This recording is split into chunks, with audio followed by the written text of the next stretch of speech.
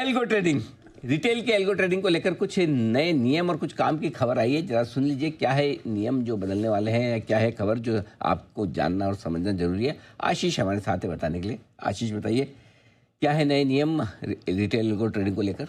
Sir, आपने 2 महीने पहले शो किया था और उसमें विस्तार से चर्चा भी की थी कि इसमें चीजें बहुत आसान होने वाली है और एक क्रांति है एल्गो ट्रेडिंग अपने आप में। yes. और इस तरह बहुत सरल होने वाला है। अब ऐसा कर दिया है सेबी ने और एक्सचेंजेस की तरफ से जो सर्कुलर निकल कर आया कि अगर आपकी स्ट्रैटेजी ऐसी है कि प्रति सेकंड 10 ऑर्डर से कम अगर आपको लगेंगे तो ऐसे में आपको अतिरिक्त रजिस्ट्रेशन की कोई भी आवश्यकता नहीं है। आप अपने ब्रोकर्स या फिर एल्गो वेंडर्स के माध्यम से ही सीधे कर सकते हैं अपने एपीआई रजिस्ट्रेशन के लिए।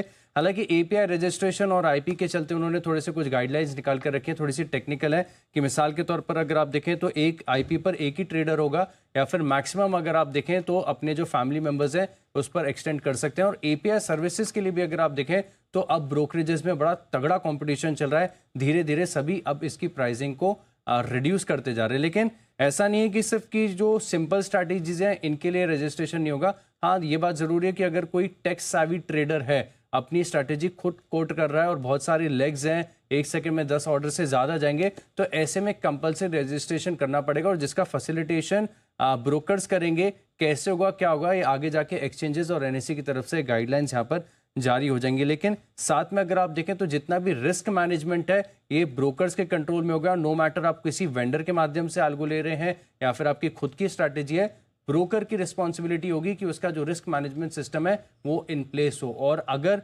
ऐसा होता है कि सेबी को लगता है कि आपका जो एल्गो आपने बनाया है या फिर आपने खरीदा है वो डिसरप्टिव है, मार्केट खराब कर सकता है, मार्केट में कोई मूवमेंट इराटिक आ सकता है, तो ऐसे में एक्सचेंज के पास अधिकार होगा कि उस एल्गो को किल कर दे।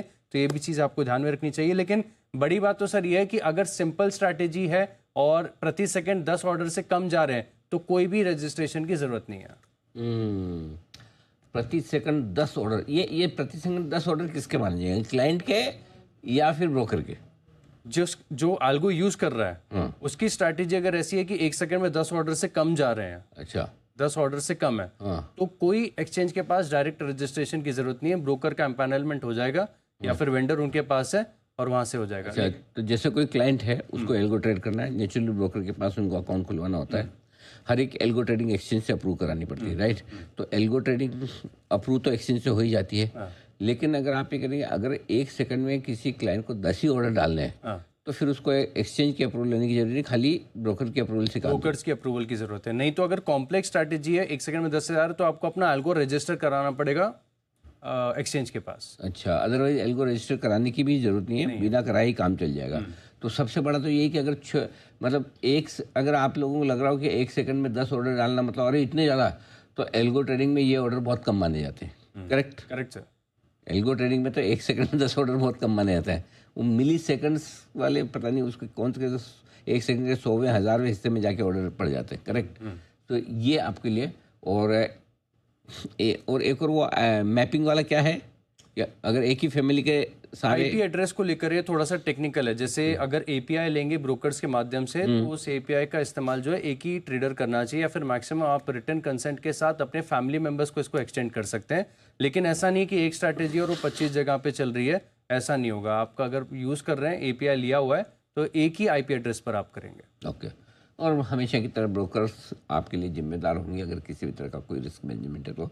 ये बड़ी इंटरेस्टिंग डेवलपमेंट आती है। देखिए, रिटेल को एल्गो ट्रेडिंग में थोड़ी सी सुविधा, हर एक रिटेल की ट्रेडिंग स्ट्रेटेजी को रजिस्टर करवाने के बजाय एक्सचेंज से रजिस्ट्रेशन कराने के बजाय ब्रोकर के लेवल पर ही हो जाएगा। आप वाकई में अगर रिटेल और एल्गो ट्रेडर हैं तो